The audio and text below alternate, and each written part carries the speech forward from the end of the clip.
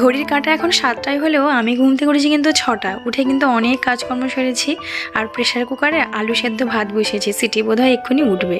আর দেখতে পাচ্ছ লাগেজ গুছানো হয়ে গেছে, যাব ঘুরু ঘুরু করতে। আর সকাল সকাল আজকে বাবুও উঠে পড়েছে, পাশে মা না থাকলে বাচ্চা উঠেই পড়ে। তো সেই জন্য বাবুর জন্য দুধ গরম করেছি, ওকে দুধ বিস্কুট খাওয়া বলে।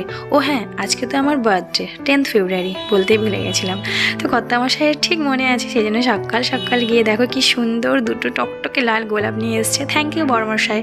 তো কাজকর্ম সেরে স্নান করে দিয়ে দিয়েছি পুজো। এতটা রাস্তা যাব, ঠাকুর সেবা না করে গেলে হয় বলো? অবশ্যই ঠাকুর সেবা করে যেতে হবে। হাতে যেহেতু সময় ছিল তাই ভাবলাম ঠাকুর সেবাটা করেই যাই। তো দেখো সাজুগুজু করে সকলে মোটামুটি ট্রেনে উঠে পড়েছি।